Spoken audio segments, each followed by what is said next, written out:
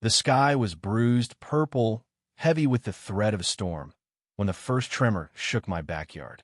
I was halfway through my morning coffee, the mug still warm in my hands, when the ground growled like a beast waking from a long sleep.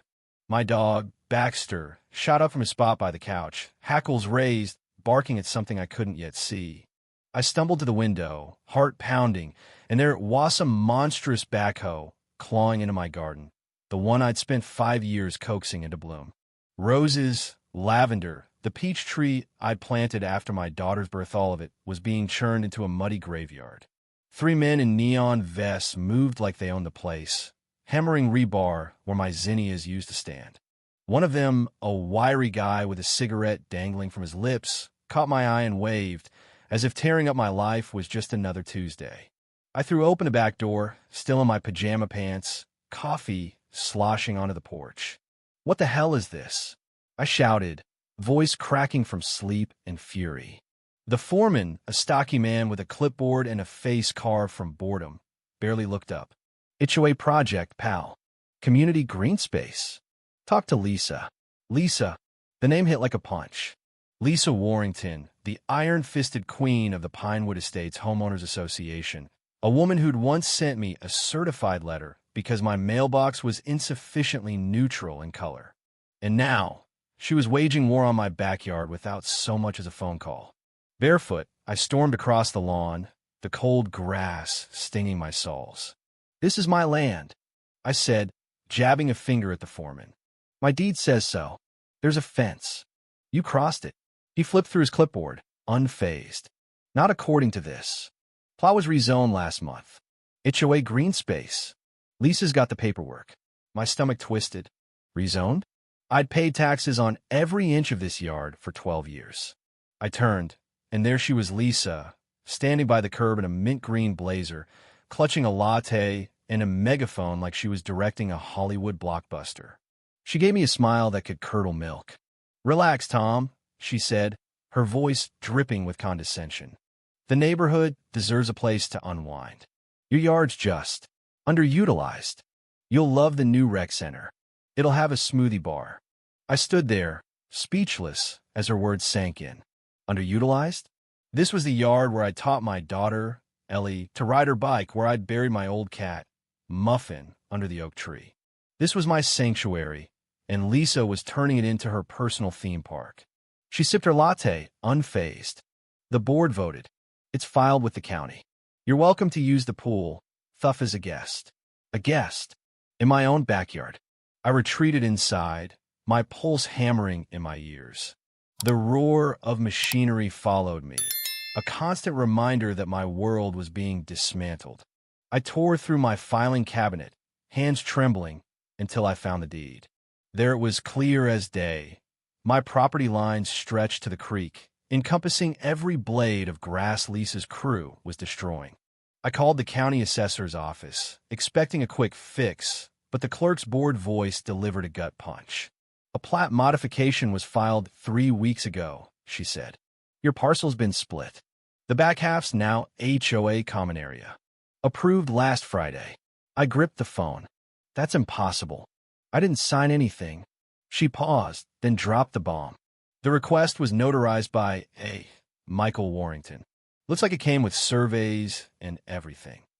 Michael Warrington, Lisa's brother, a shady notary with a rap sheet for cutting corners. The ground didn't just shift under might vanished. Outside, the crew was unloading cement bags, and I felt the VY brattines through the floorboards. This wasn't a mistake. This was theft, calculated and brazen, and Lisa was betting I wouldn't fight back. By noon, the invasion had escalated. A crude pool outline scarred my yard, orange cones and caution tape draped over my hydrangeas. A stack of VY in-wile siding for the rec center leaned against my shed, which I'd built with my own hands. Neighbors started gathering, drawn by the spectacle. Some kids climbed the fence, giggling like it was a carnival. My neighbor, Carl, a retiree who loved his golf cart more than his wife, gave me a thumbs up. "Nice to see you contributing to the community, Tom," he called, oblivious to my clenched fists. I didn't respond. I was too busy pacing, plotting, trying to figure out how to stop a woman who wielded her HOA clipboard like a scepter. I called the police, hoping a trespassing complaint would halt the madness. 2 officers arrived, looking more annoyed than alarmed. I thrust the deed at them, pointing to the property lines. "This is mine," I said. "They're building without my consent." The older cop radioed the station, waited, then handed back the deed. "County says there's a new plat. CIVYL matters, sir. Take it up with the HOA." Behind him, Lisa smirked, sipping her latte like she'd already won. "He's just emotional," she told the officers, her voice syrupy. "This is for the greater good." The cops left, and I stood there, humiliated, as the jackhammer resumed its assault on my strawberry patch. That night, I couldn't sleep. The construction lights cast eerie shadows through my blinds, and Baxter growled at every clank of metal. I stood by the back fence in the dark, flashlight in hand, staring at the wreckage of my garden. 10 years of work composting, pruning, planting gone in a day. A flyer had been taped to my door earlier. Pinewood Estates Community Pool grand opening, 3 weeks. Sponsored by Lisa Warrington, HOA president. Free entry for members. Guests must register. Guests. The word burned. This wasn't a zoning glitch. This was a heist, and I was going to war. The next morning, I drove to the county clerk's office, armed with my deed and a thermos of coffee. After an hour in line, I sat across from a clerk named Janet, who looked like she'd seen 1,000 disputes like mine. She pulled up the parcel records, and there it was, a fraudulent plat re-VY shown, stamped and filed. The signatures weren't mine. The notary seal was Michael's. The survey lines carved my yard in half, gifting the best part to the HOA. "How does this even happen?" I asked, my voice tight. Janet sighed. "If an HOA claims and used land and no one challenges it fast, some counties fast-track the rezoning. Especially if the paperwork looks legit." I leaned forward. "So someone can just steal my yard?" She met my eyes. "If they lie well and move fast, yeah." I drove home, mind racing. The construction site was louder now, a symphony of drills and shouting. Lisa strutted around with a Bluetooth earpiece, barking orders like a general. I needed a break in her armor, something she hadn't planned for. That night, I dug through old paperwork, tax records, surveys, even receipts for the fence I'd installed. Then I found it, an agricultural easement buried in the original deed. My land wasn't just residential. It was designated support soil for a nearby farm's irrigation system. Any construction required environmental approval, and disrupting the underground water lines could trigger fines or lawsuits. I paced the yard with a flashlight, matching the easement map to the construction zone. Sure enough, Lisa's pool was directly atop a critical water line. One wrong move, and her rec center would be a legal disaster. I didn't confront her yet. I needed evidence-clad, undeniable proof. I rented a survey-grade drone, the kind used for mapping, and flew it over the site at dawn. The footage was crystal clear. Every fence they'd moved, every stake they'd driven, every inch they'd stolen, geotagged, and overlaid on my original parcel map. I marked each encroachment in red, building a digital crime scene. As I saved the files, a shout broke the morning quiet. Baxter barked, and I ran to the porch. A worker had driven a metal stake through the irrigation line. Water erupted, a muddy geyser soaking the site, cracking the fresh concrete, and sending workers scrambling. Lisa appeared, screaming for someone to shut it off, but there was no valve. It was a passive line, one they never should have touched. I stood there, phone in hand, recording the chaos. For the first time in days, I smiled. They hadn't just trespassed broken protected infrastructure. The flood was a gift. The pool foundation cracked further, and the clubhouse frame sagged into the mud. Neighbors gathered, some filming, others whispering. Lisa tried to spin it, calling it a temporary setback, but the workers looked done. One muttered about unpaid invoices and shady permits. I stayed quiet, gathering more EVY Denke. That evening, a man knocked on my door, gruff, gray ponytail, work boots. He introduced himself as Ray, one of the security guys Lisa had hired to protect the site. "She's lying to everyone," he he said, voice low. Told us it was HOA land. I checked the records. It's yours. He handed me the USB drive. Recorded her briefing. She knew it was illegal. I and VY him in, and over coffee, he laid out. Lisa had given them fake maps, claimed full authority, and dismissed questions. Ray had recorded her admitting she didn't expect pushback. This was gold proof of intent, not just error. I moved fast. The next morning, I delivered a cease and desist to Lisa's doorstep, a thick packet with the deed, easement details, drone footage, Ray's audio, and a notarized timeline of her fraud. She opened the door, her smile faltering as she saw the documents. You have 24 hours to vacate, I said, or I sue you and the HOA for trespassing, fraud, and damages. She laughed, but it was hollow. You're bluffing. I didn't blink. Try me. Lisa didn't back down, she doubled down. She called an emergency HOA meeting, painting me as a selfish loner sabotaging a community dream. She claimed my EVY denke was fabricated, but cracks were forming. A neighbor, Susan, asked about the easement. Another, Mark, demanded to see permits. Someone passed around my drone footage on a phone. Lisa's lies were unraveling. She ended the meeting abruptly, promising legal clarity, but her confidence was fraying. I filed the lawsuit the next day, attaching every shred of EVY denke. Maps, VY deos, audio, county records, even photos of the flooded site. My attorney, a sharp woman named Claire, called it a slam dunk. This isn't just overreach, she said. It's fraud, plain and simple.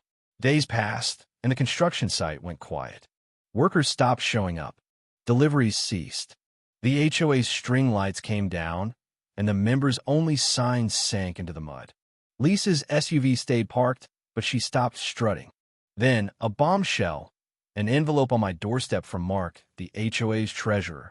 Inside was a note. We should have stopped her sooner, and internal emails where Lisa admitted she knew the land wasn't hers but thought I'd roll over. Her own board was abandoning her.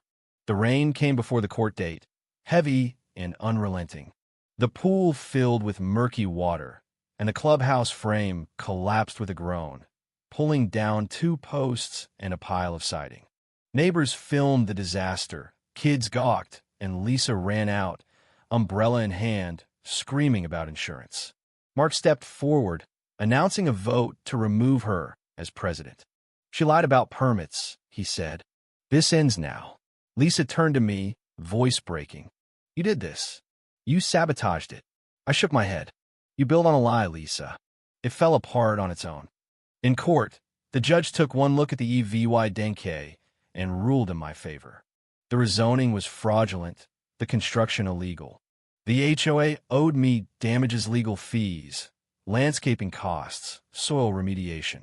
Lisa was personally fined due law $85,000, and her brother faced a fraud investigation. As the verdict was read, she sat motionless, her once smug face drained of color. Outside, neighbors apologized, some sheepishly, others sincerely.